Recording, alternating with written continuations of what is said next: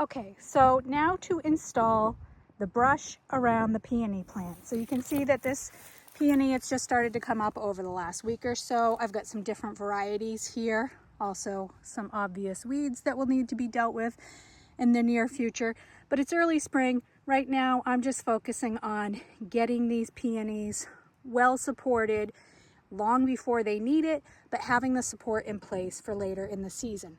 So if we look over here, we can see a variety that's come up. They're up about a foot, a little better, and I did do some brushing on this one already. And then beyond it over here, we have even more varieties that are just starting to come up. So this is a perfect time to do my brushing. I can see where my plants are, where they're coming up. I can see about the radius roughly of the crown of the plant, so I can start picking where to place the brush.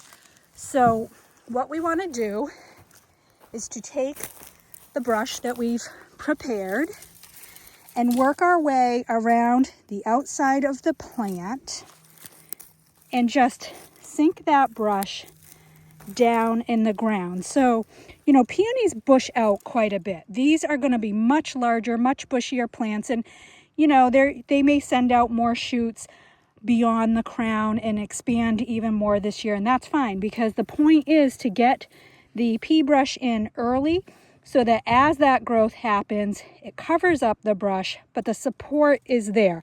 All we're trying to do is to give these something that, well, in the case of peonies, so that the flowers don't fall over and break off. So just working our way around, push your sticks down in, you know, pretty much as far as you can get them until they are firm so that the plant is supported.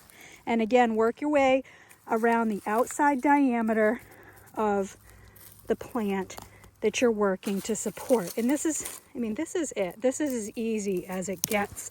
Well, I guess we lost a little piece of that one, but that's all right, because, you know, this is cheap, natural, and free. So it's really no big deal if we lose a bit of it.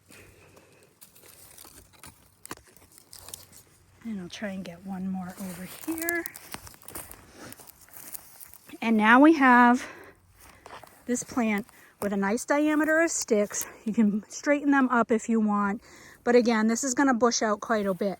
So what's going to happen as the peonies grow and bush is that this is going to come up through any of those flower stalks. They're going to work their way and weave through these sticks, and they're going to just have a light amount of support.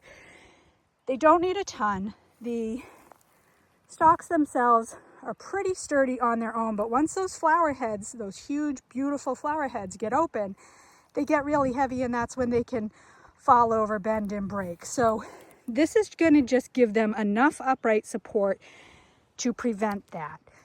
Now, you might be worried about what is the aesthetic of this? How's this going to look? Frankly, this is all going to disappear. By the time this peony grows up and brushes out, you're not going to see these sticks. If you do have some, you know, I left some a little longer because some of these varieties are taller than others. And obviously, you know, at this time of year, they're not at full height, so it's a little hard to tell. But I can come back with my clippers and just prune those back, clip them off if they're bothering me. But frankly, I don't hate this natural look either. Another benefit, the beauty of this, is that if I don't get these out of the ground in the fall after everything dies back, who cares? This is just more natural, organic matter for my garden. As a matter of fact, it might be worth, even after they've died back, letting the sticks stay in there until next year, because that will mark out where my plants are before they start coming up next spring. So, you know, over the winter, say if we're doing any work down here, if we've got any machinery down here, that'll help mark that out. It's not like having plastic in your garden that's going to break down and degrade and turn into microplastics and other bad things. It's just sticks. All it's going to do is ever feed the ground.